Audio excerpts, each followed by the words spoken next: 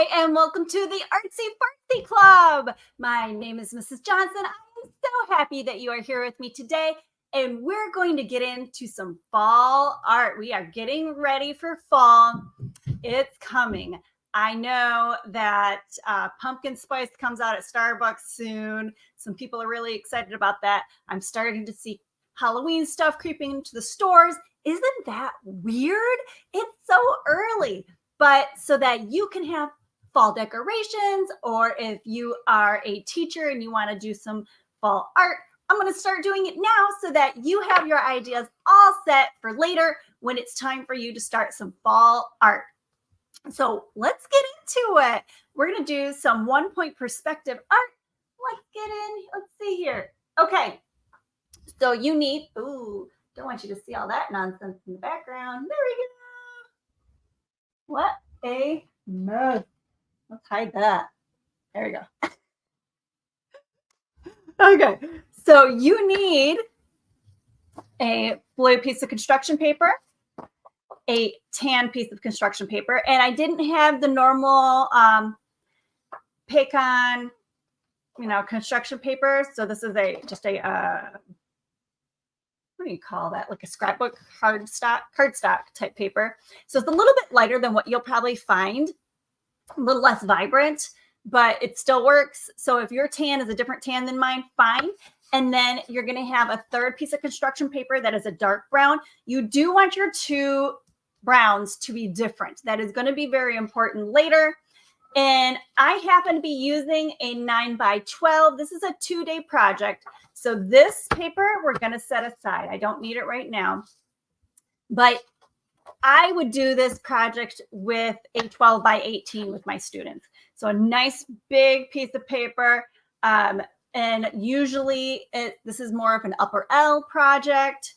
But it's simple enough that even younger second grade could probably do this too. So second, third, fourth, fifth would be my zone. Maybe even middle school, honestly, could do this. But here we go. So you will want a pencil, colored pencils. So I have my Prismacolor. I really like Prismacolors, guys, because they color really well on construction paper without having to do anything special. They're not construction paper pencils or crayon, like crayons or markers, any of that stuff. They're just that good. The pigment comes off really well and they show up. So Prismacolor is my pencil of choice. A glue stick. And for this project, I do recommend a glue stick because Elmer's glue will be wet for too long and that's not going to work for us. And then I cut my tan in the half of the height of my paper. So if you're using a 9x12, that's 4.5. Or if it is a 12x18, it would be 6. Okay. So the reason that, look at that fabulous. See, it's definitely a piece of scrapbook paper because the beautiful design is on the back. Sorry, beautiful design. I needed a tan piece of paper today. So you don't get your glory. Okay. But you are going to turn it into a fabulous piece of art. So I make sure that I'm pretty liberal with my glue stick. Line it up as best you can with the bottom and the sides. There we go. Okay. Oh, it's going over a little bit. Mrs. Johnson's a little picky. Won't move. There we go. Come on, buddy. Come on, buddy. And then if you see any of your corners, now this one is sticking up because I was messing with it. Glue that down. Make sure it glues down nice. Oh my goodness. You stinkers. Okay. Here we go. Looking good. All right. So we said that we were going to do some 1-point perspective, and we are going to go ahead and start measuring out for that. So I'm using a really big ruler because I usually do larger artworks. Oh my goodness, one of my children was messing with my big ruler. Somebody took the metal right out of the side. Not cool. I have one guess which of my children did that. Okay. So I am going to measure across. Now, since this is a 9 by 12, my length is 12. It is not perfectly 12. And so if you are one of my student friends, do you remember, where do you start measuring from? This is so, so important when you are taking your standardized tests. Where do you start measuring from on your ruler? And it's not the end of your ruler. They're trying to trick you. They will try to trick you on those tests. It is that first line that is 0. So actually the lip of my ruler is going to go over the edge of my paper. It's not actually lined up perfectly on my paper. And that brings me, yes, to the 12. So now I am going to bloop, bloop, bloop, bloop, bloop, bloop, bloop. I want it up at the top, tippity tip, tip, top. And I am going to make a little line there that will be erased later. All right. So now I am going to draw lines. I am not going to be that strict about how spaced out my lines are. We're going to give approximate. Okay. So I'm going to diagonal my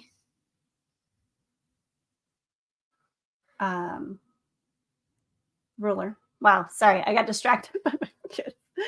And I'm going to lightly draw in the tan area a line. Okay, can you guys see that line here? Very lightly so it can get erased later if I need to. And then I'm going to do it this way as well.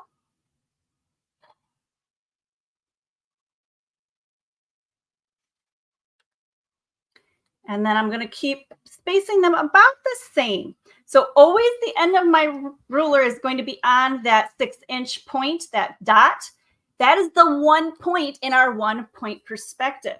And we're going to talk about 1 point perspective in just a minute. So once again, moving my ruler, keeping about the same measurement. But I don't want to stress, okay? I'm not trying to sit there and measure out that each one of these is perfectly equal distant. Nobody got time for that. Ain't nobody got time for that. So we're going to just give our guesstimates very lightly still. All the way till I get to that corner. And I could do more that way. I'll debate about that later. It's been a while since I've done this project, actually. So I'm trying to recall if I would do that or not. I'm feeling not so much right now.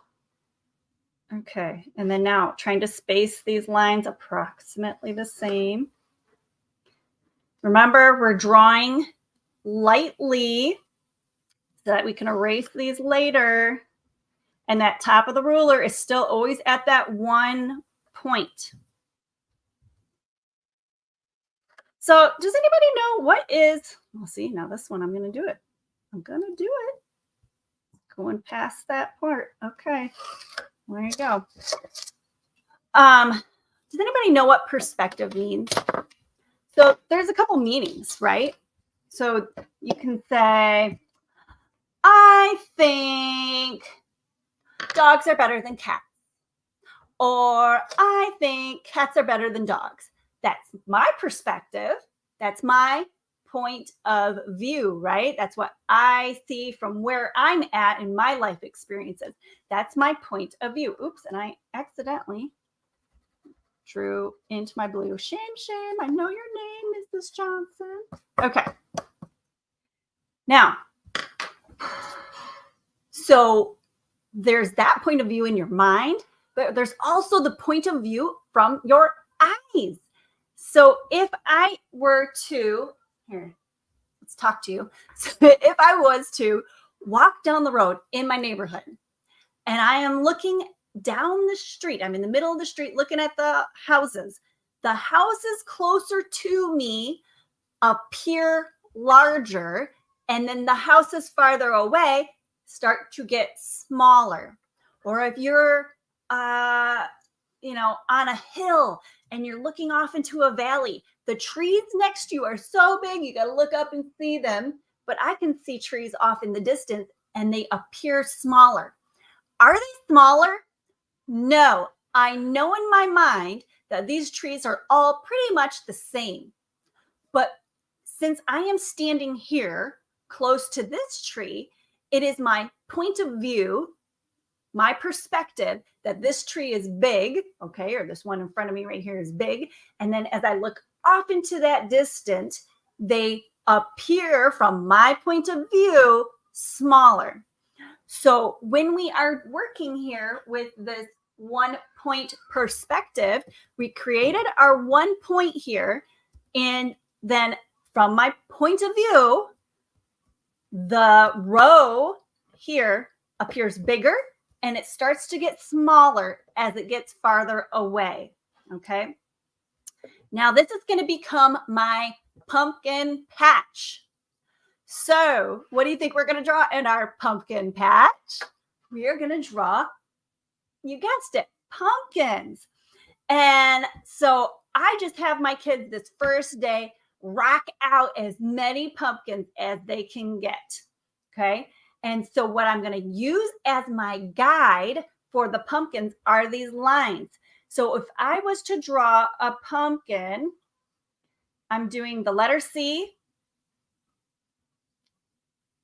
and a letter C. And that's kind of the easiest way that I can explain to do a pumpkin. Okay. And then we just have the other various bumps. There's one pumpkin. Your pumpkin can be fat, it can be skinny, it can be all the different things. But for our purposes, there's different colors, there's different shapes, there's different sizes.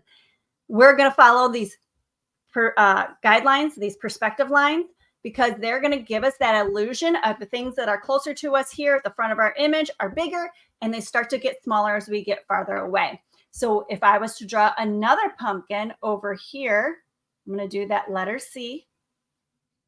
Letter C. Now this pumpkin is smaller. And I could do another one over here. And they get smaller and smaller until I'm going off into the distance.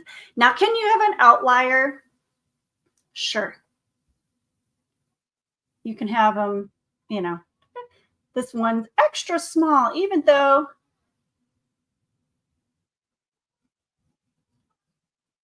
I'm making this one extra, extra small.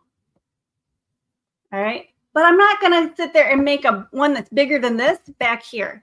That's not a good idea, because then that's going to ruin your perspective. And I know you're going to be like, but it's the great pumpkin. And you guys can make any excuse you want to make, but that's not the point of the assignment. So your job today is to work on perspective, creating that illusion of big to small in the distance. And by doing this tan and blue paper, the blue is our sky and the tan is our ground. And where the sky meets the ground, it creates this imaginary line. Even though we know the earth is round and it keeps going and going and going, the ground is actually going past this point, but that's as far as I can see, because there's a slight curve in the earth. No matter where I am, even if it's a straight desert, there is a curve. So eventually I can't see more land. So that's what we call the horizon line. The horizon line is that imaginary line where the sky is meeting that ground. That is the farthest point that I can possibly see in this scene. Okay. So then I'm going to go ahead and I'm going to keep filling in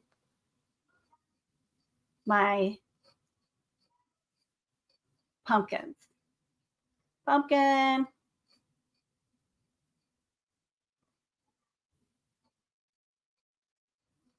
And we're just doing light pencil right now.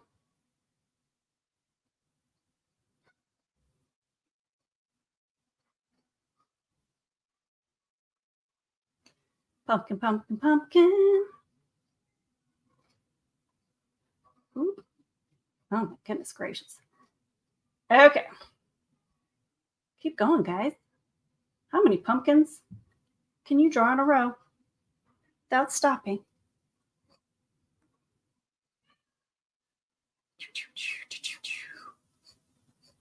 What do we say? Draw, draw, draw, draw, draw.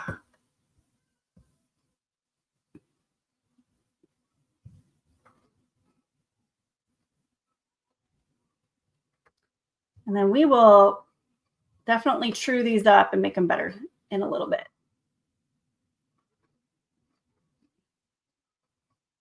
You know what? And if you really want a great pumpkin, put it toward the front. Make a big old pumpkin right here. This is the winner. Winner, winner, chicken dinner. This is the grand prize pumpkin. And I could even do it so it was like running off the page. Maybe I'll do that. My great pumpkin. Wow. Farmer Ted is super proud of this pumpkin. Okay. Got a little crazy with my perspective lines in there. You can't see those perspective lines through your pumpkin, right? Boop, boop, boop, boop. All right. We'll make that better later. You're lacking a pumpkin. Where do you feel you have empty space? Get a pumpkin in there.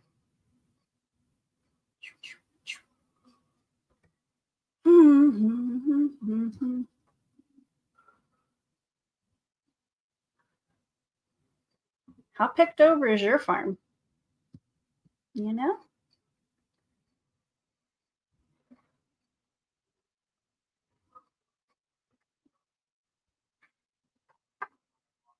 Get some more small ones back here. So my kids go back to school very soon. So we've been doing the back to school shopping and all the things. It's been busy, busy, busy in our house.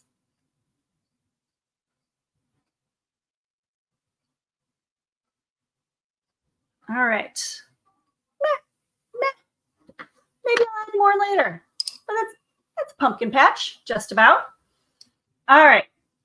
So I'm going to start with this front one. Maybe even this one. No, we'll do the front one because it's bigger so that you can see it really well. And I'm going to go ahead and start to color. And I am going to have to decide where is my light coming from, okay? So I'm going to take my orange, just plain old, well, actually, yeah, I'm going to take my orange. And I'm going to start to color in lightly the first shape, okay? Now, I'm going to make the right side where my light is, okay? Maybe even like upper right. So I'm going to take yellow and I'm going to highlight into that orange on the right side. Then I'm going to take my red orange and I'm going to add a little bit of shadow or shading into that left side. Then I'm going to brighten up that orange to kind of blend those two together, meet in the middle here. Okay. And there we go. That first section is, I wish I could zoom in so you can see even better. Is there a way to zoom in? Let's see, guys. No, that's not it. If there, nope. Is that better? That's a little better. Okay. So I'm going to keep doing that for each section. Now, why does this work? Well, first, uh-oh.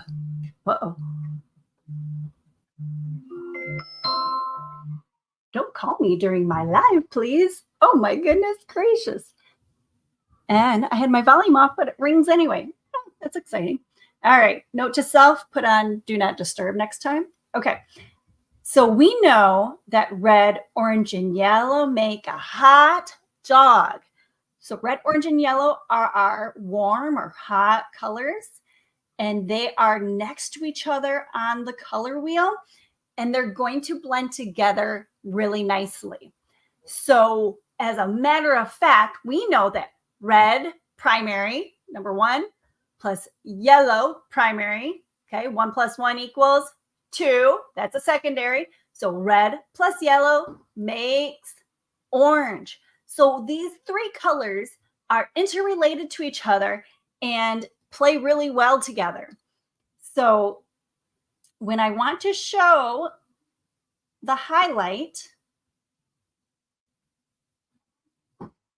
and the shadow or low light on the section of the pumpkin and then blend them together where orange is in the middle, bridging that gap between red and yellow. And remember, I'm not actually using red. You could use a red, but I'm actually using a red-orange just so it's not quite so harsh. Okay, but it's going to create that illusion on each of the sections that it's going from a light to dark.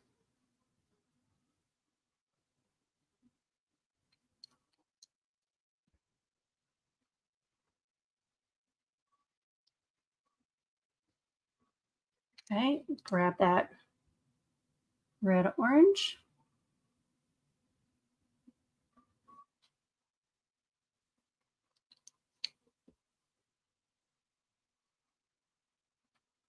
And blend, blend, blend.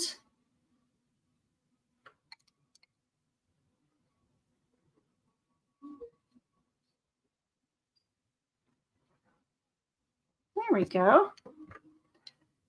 And then we just keep going for each one. This becomes very therapeutic. And if I was in my classroom, I would probably be playing music right now. And we would all be just cranking out pumpkins like it's our job. And this is just, it ends up becoming a really kind of relaxing day. Did you know that doing art is just like the equivalent of meditating, taking quiet time to yourself? So it actually can be like self-care. So we take the time to do art for ourselves. We're actually taking the time to do some mental healing. It's good for our brains and our well, I guess you would say spirit, or your inside, your feelings, your emotions. Okay, it's healthy for your body too to relax.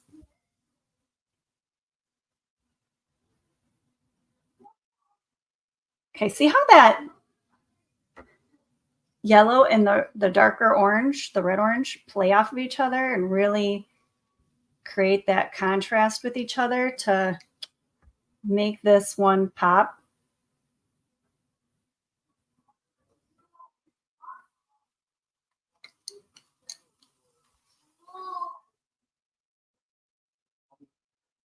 Okay.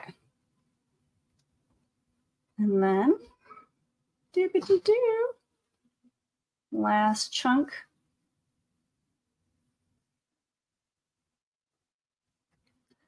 Now, on the most part, you shouldn't see your pencil lines through. But if you're worried about it, I suppose you could erase them later.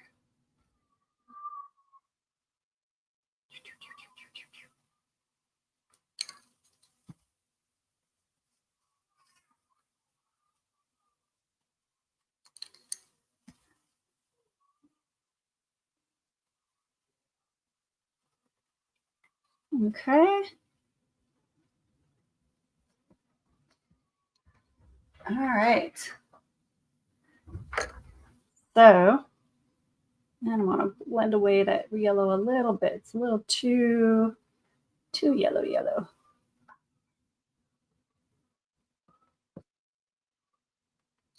All right, and then I'm gonna do my stem.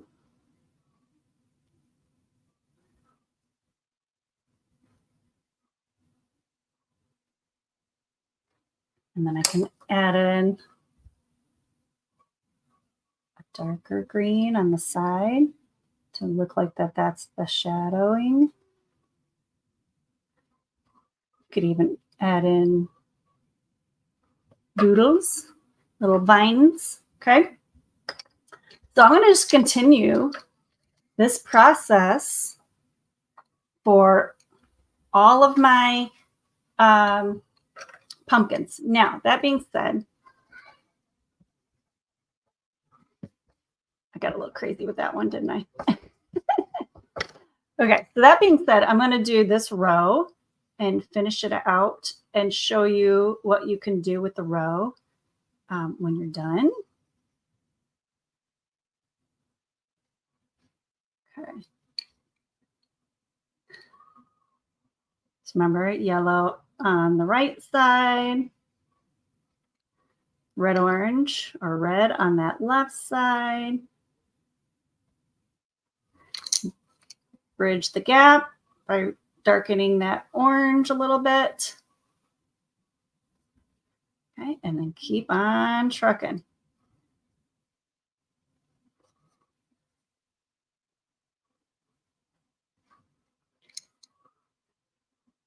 Yellow,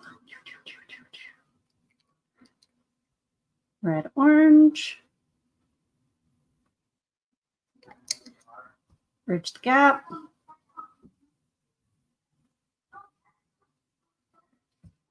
I don't know if you can hear my family, but they're legit having like debates about Star Wars right now. Oh my gosh. Oh no. Dirty. Okay. Let's go. I was almost going to shrink me again. I don't like being on camera this close, but what you going to do? Okay. I guess I really do want you to see it better. So let's get that red orange here.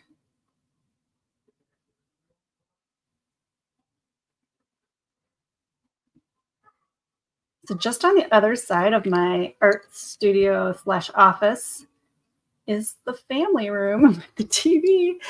So, meh, what you gonna do? Family's gotta live. And we are in Florida, so I can't exactly tell them to go outside for an undisclosed amount of time. You get really hot and sweaty. We're looking forward to that fall weather where we can play outside more.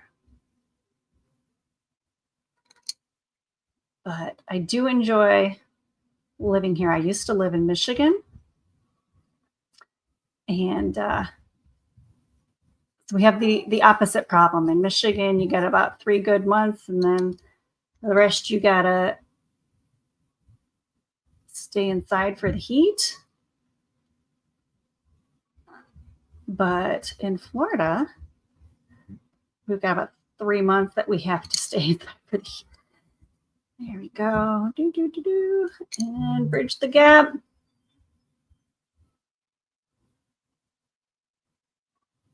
There we go. All right. Let's get that stem on.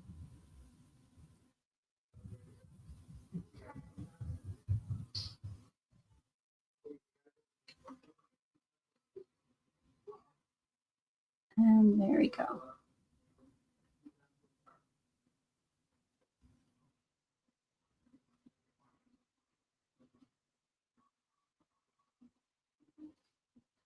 Trying to think about what does a pumpkin leaf look like.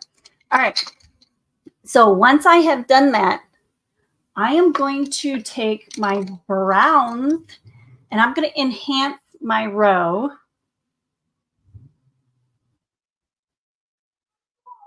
So imagine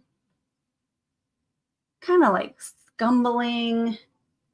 Imagine this is the dirt, okay, that creates the pumpkin patch. So it doesn't have to be 100% colored in because we already have the tan behind, right? And this is where I wish my tan was a little bit darker. But you kind of get the idea. Now, I'm going to come in and I'm going to start to shade in from that line.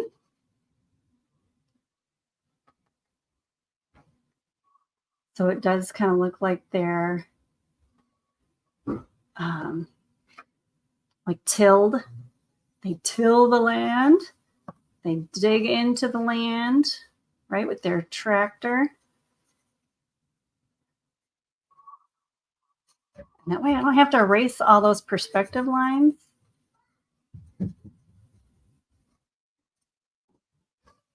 Okay, I'm going to create a shadow under my pumpkin.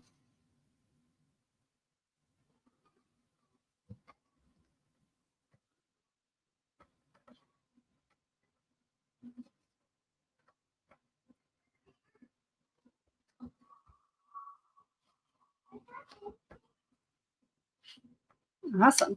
And then I can even do another layer if I wanted to. The darker brown.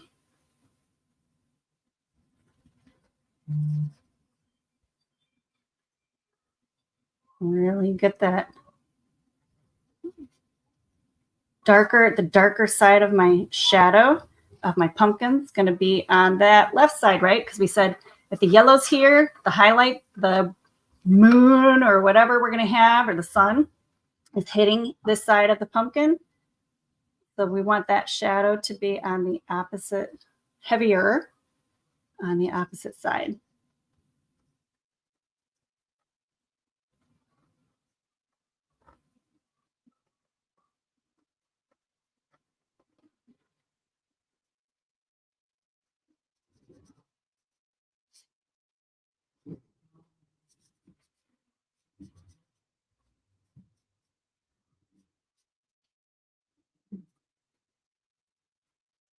There we go.